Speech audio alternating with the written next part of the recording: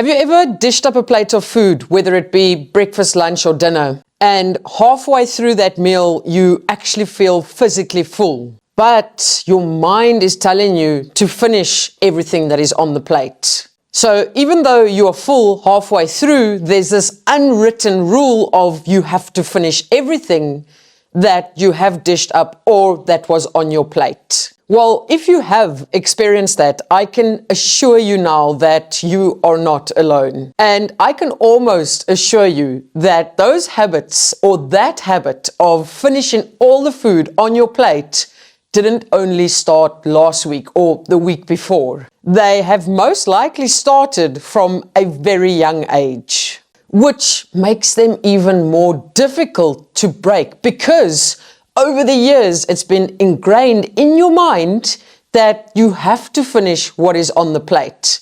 Therefore, you finish it, and that then becomes exceptionally habitual. So, how do you break that habit?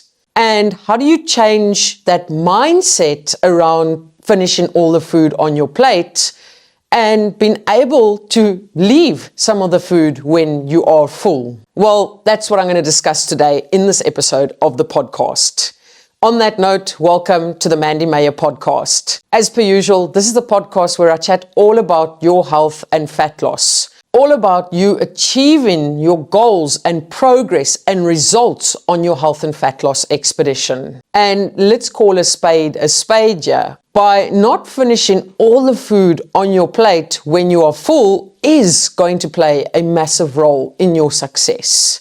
Because ultimately, that's going to be the thing that sees you remaining within a calorie deficit. Now, this might be a trip down memory lane for a lot of you, but we have to take a trip down memory lane to find the possible root cause of where your brain was programmed to believe that you have to finish everything on your plate. You could have been brought up in a home where the adults or your parents used phrases such as, clean your plate, no wasting food. You have to finish everything on your plate. There are starving kids out there. Or if you don't finish everything on your plate, you don't get dessert. Or we can even take it a step further and look at something that could be emotional bribery, for the lack of better words. Phrases such as, I worked so hard to cook that food, you have to finish it, could also play a role in that programming of your mind. There could even be something like biscuits or rusks or some sort of baked goods brought to you. And maybe you were told you have to eat them because Granny baked them and it's her favorite recipe.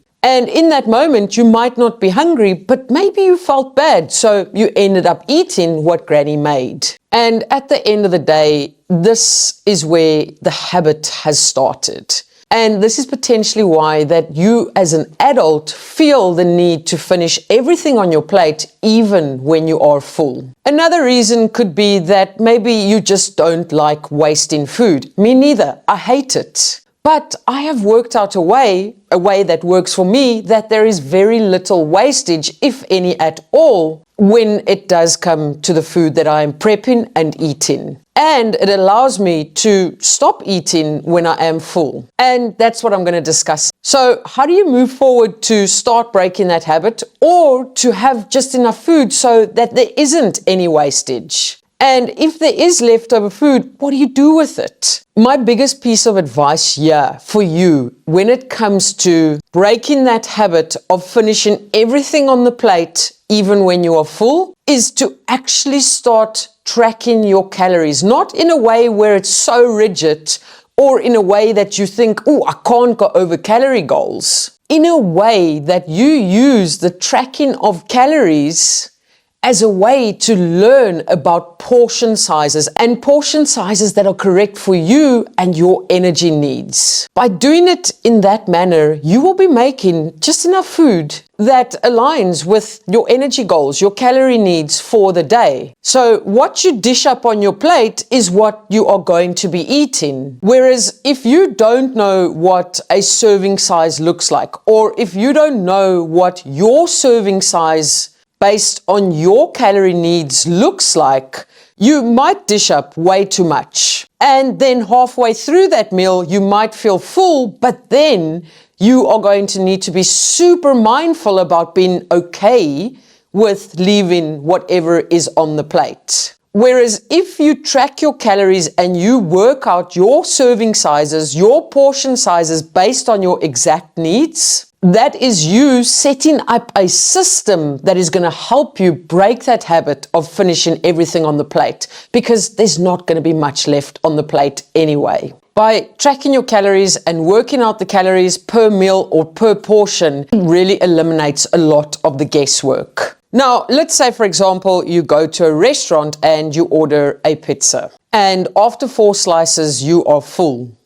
You are allowed to take that leftover pizza home in a takeaway box. What you can do then is add that leftover pizza to tomorrow's calories or the day thereafter's calories. By doing that, you won't be wasting any of it, and it is in a calorie-controlled manner. Now, another thing that you can do that I do, which actually a lot of people think I'm crazy for doing, but I don't see it as being crazy. If I order a burger and chips at a restaurant, for an example, and halfway through the meal I am full, I do ask for it in a takeaway box, and if I have no intention of adding it to the next day's calorie plan, I will take that takeaway box and give it to either the car guard outside the cars in the parking lot, or to the person standing at the robot asking for money or food. And if I don't find anyone to give it to, then I do work it into my calorie plan for the next day. By doing that, there is no wastage. So again, there are ways forward here to start breaking that habit of feeling like you have to eat everything on your plate when you are full halfway through, or when you are full if there's a little bit of food left on the plate. It can be very difficult to break years and years and years of a habit that has been created just like this, just overnight. Hence why I say the biggest piece of advice I have here is to actively start tracking those calories so that you know the portion size that you have dished up or that you have made is the exact size that actually works for you and your needs, your calorie needs. Now, let's say you are totally against logging and tracking calories. The advice that I will give you here is to start off by dishing up a smaller portion of food. And then once you have finished that portion of food, assess how you feel. Are you still hungry?